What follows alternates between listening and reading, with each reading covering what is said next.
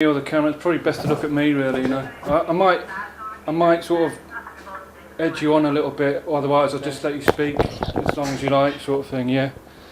Okay.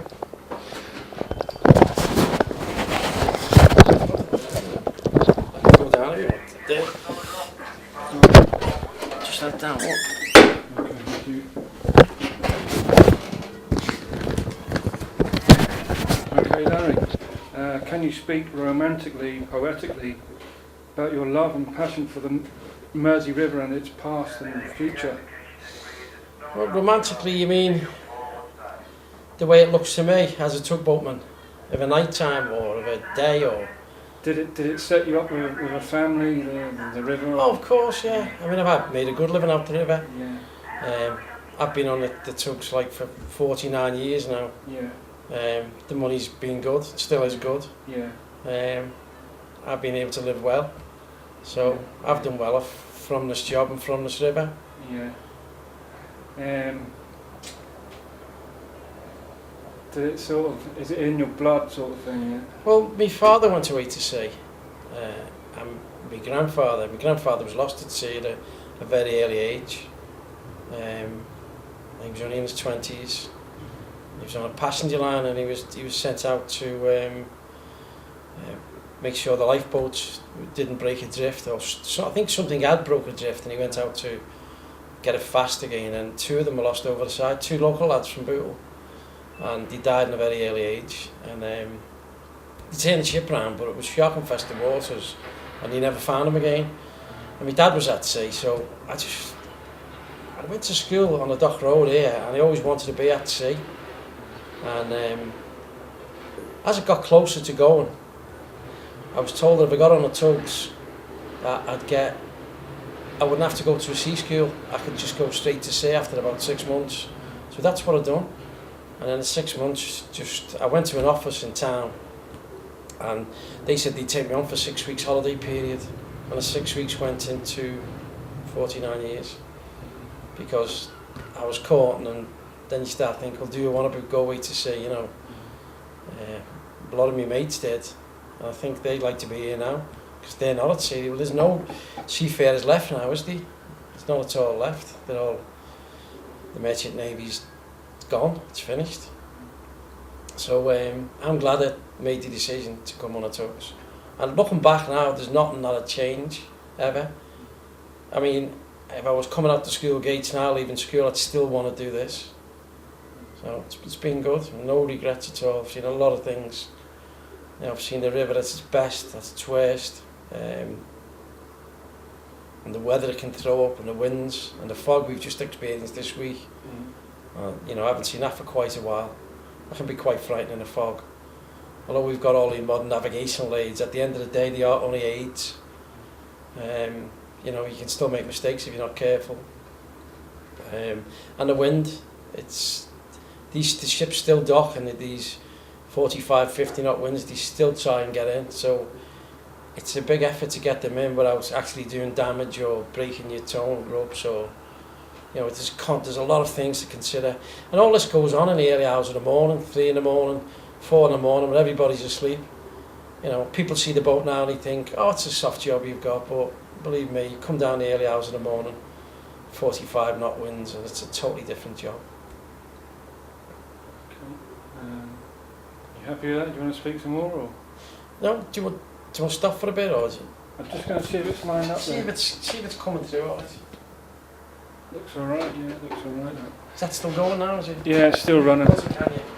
Yeah, I'll have to cut it a bit. So what about the scenery here? Can you describe a bit of that? How it's used to be? Where we are now is the old. This was the Cunard berth. All the Cunard ships used to sail from here in the 70s, late 60s. This was full of ships, and there was a regular service every week, I think it was, and they'd sail through Sandon Dock. It was a hive of activity, trains, horses, everything was here. Now it's just derelict. And the old wall there, outside there, that was built by the Napoleonic prisoners of war in the 1800s. And also, if you look closely, you'll see the supports on the wall with the old overhead railway, which is there. Remnants of the old overhead, which they should never have taken down. in my opinion. Would have been a big asset now to have that. The place is derelict now. I'm just hoping there's a future. Your future is going to be in the port of Liverpool. Is going to be Seaforth Dock and the new terminal building L2 for the post-Panamax vessels. That's your future of Liverpool. This isn't really a dock system no more. It's just somewhere we tie up and plug in, if you like. Because years ago we used to have generators going. Now we plug in, just like a mains on the quay. Put a plug ashore and we take power off the quay, so the boat's constantly warm. Not like years ago when you come aboard it was cold and damp and wet. It's all changed. People used to live below the waterline years ago, which you don't do now. So this basically is an area for us just to plug in. You wouldn't see a ship down here. Only maybe to lay up or to come here for repairs or something. But your main port of Liverpool, Seaforth Dock, Gladstone a bit, but Seaforth and the new L2, which I don't think I might not be here for the completion, because I officially finished June the 16th this year, 2015. I'd like to stay on for a year if I could. It'd be nice.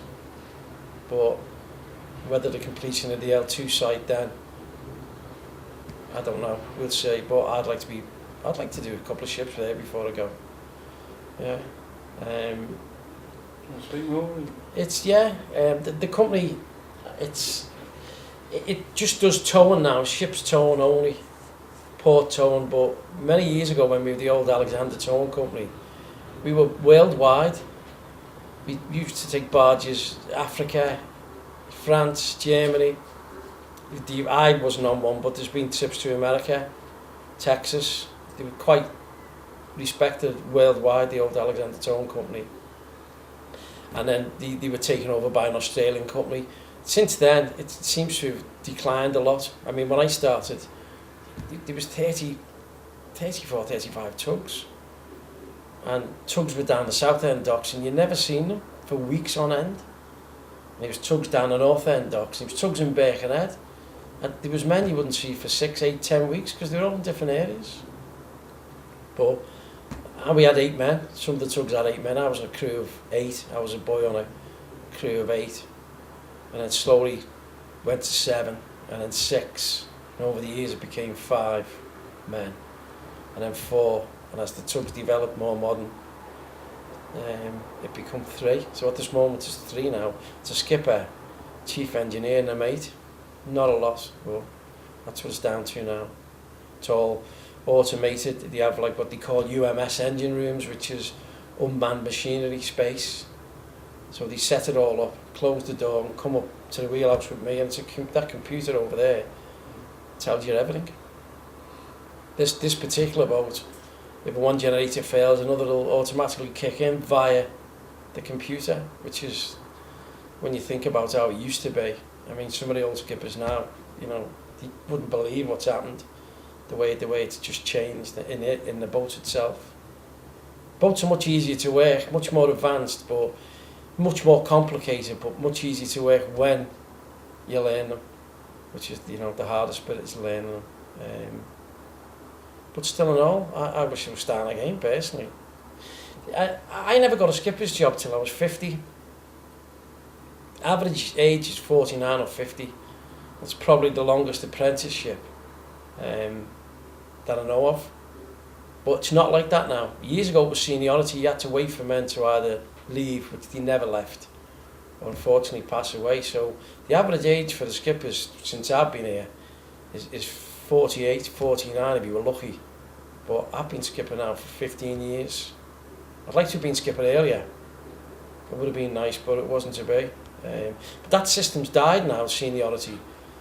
You can be skipper at a much earlier age now. You've got the qualifications, or you'd be skipper at 25, 28, 30, but it's whether you've got the experience. You can have all the qualifications you like, or you can have as many certifications like, if you haven't got the experience, you end up in serious trouble if you don't know what you're doing. The experience only comes with time. And I've come from single screw tugs to double twin screw tugs to Voith to German, It's like a paddle. Like if you can imagine a paddle steamer, it's a similar thing underneath the hull. And they were like a marvellous invention at the time. And now we've come to ASD, which is azimuth stern drive, which they have rotating propellers and caught nozzles, which go 360 degrees, and it's just unbelievable. Get it wrong though, and you're in trouble. Get it right, and it's just unbelievable. I mean, again, if some of the old skippers could see one of these, they'd be amazed what I can actually do. But it's been good. I've said I was in steam tugs, where you used to help the engineer. Well, he's a fireman then, when he'd shovel a coal on the boiler and help him dump the ashes. And then I watched it come from steam to crude oil. We used to burn crude oil for the steam. And then I witnessed the first diesels coming to the Mersey. So I've seen all the propulsion and all the changes. So it's been incredible for me personally. I hope we get the 50th year. I've got me 49 in. If we get an extra year, I'll do 50, and that'll do me. There's no one's had 50 before. So. Okay, great, thanks. Brilliant. I don't know what that's like. I've never done it before.